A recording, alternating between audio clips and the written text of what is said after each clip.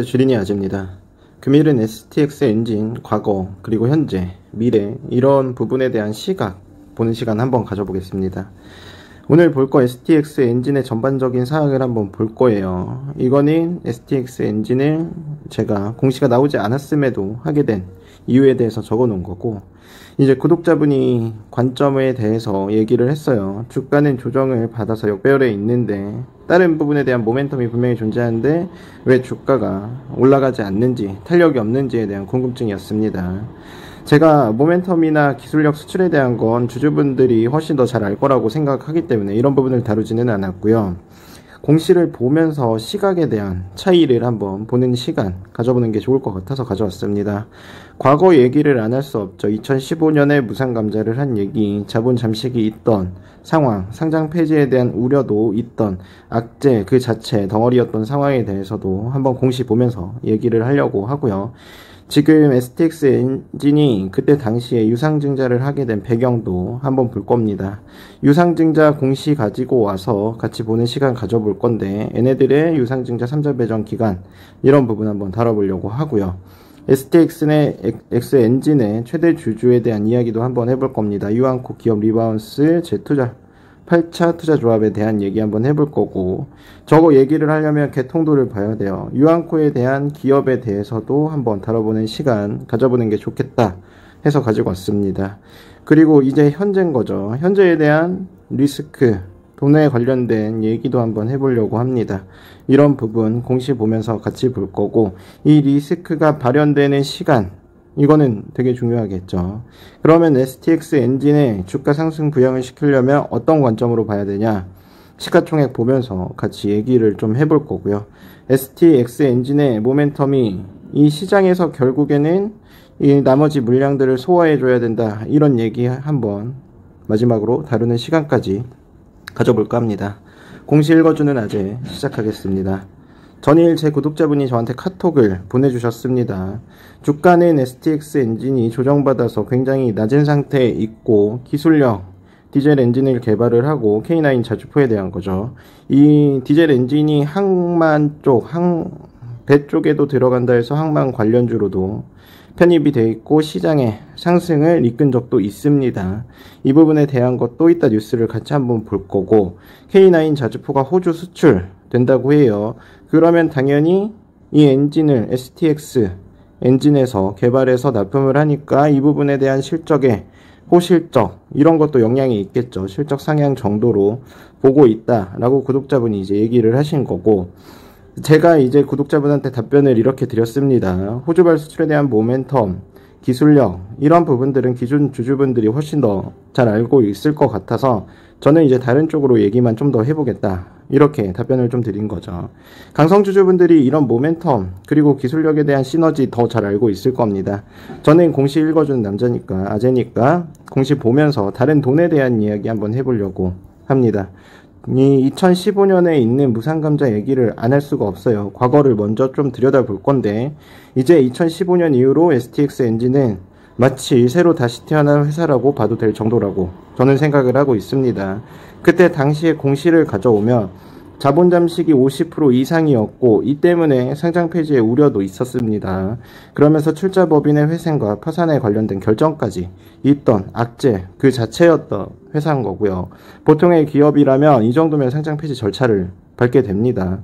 당시 STX 엔진은 이제 돌파 카드를 꺼냈죠. 바로 유상증자 그리고 대규모 무상 감자를 실시해서 자본금을 잠식을 해결하려고 했었습니다. 이 유상증자 결정에 대한 공시도 한번 같이 볼 건데, 공시를 마저 보면은 3자 배정 증자로 유상증자를 했고, 이 규모가 결코 작지 않은 1727억 원의 수준에 육박했었습니다. 3자 배정이라는 거는 정해진 돈의 출처라고 생각하면 되고요. 이 돈의 출처를 한번 볼 거예요.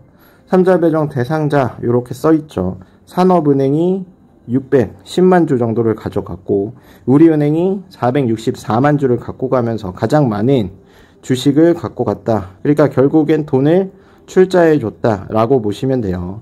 이 STX 엔진의 자본 잠식을 돈으로 막아준 나라와 금융기관이 함께 살린 이 행위는 굉장히 긍정적이었습니다. 근데 이때 무상감자를 하면서 주주분들에게는 피해가 당연히 갈 수밖에 없던 상황이었고요. 상패는 겨우 면한 STX 엔진이 이번에 시간을 거슬러 올라와서 지금의 최대 주주를 한번 보면은 투자합 자회사입니다. 그러니까 3호 투자라고 보시면 되는데 유암코 기업 리바운드 제8차 투자조합이 최대 주주로 있습니다.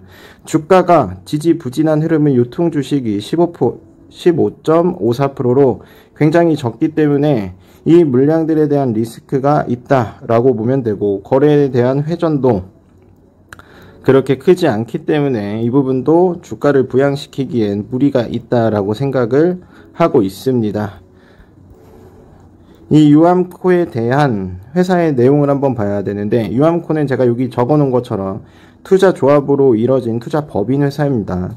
그래서 지금의 개통도를 가져온 거는 몇 개 안 되죠. 이거보다 훨씬 더 많은 투자조합 법인들이 설립이 되어 있고, 무려 요게 다 회사 이름인데 회사들의 54개 기업의 지배력을 행사하는 굉장히 덩어리가 큰 투자 법인입니다.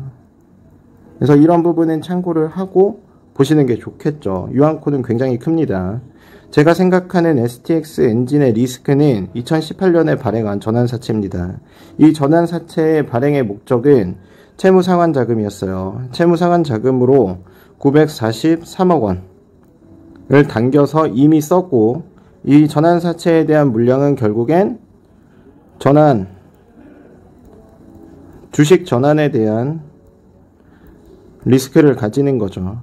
그나마 다행인 거는 여기 전환가액이 7,553원으로 나오죠. 이게 시가 조정에 따른 리픽싱의 조항은 없습니다. 그래서 전환가액이 이거보단 낮아지지 않을 텐데, 지금의 STX 엔진의 시가가 9,000원이 넘잖아요. 그럼 전환 가능 주식수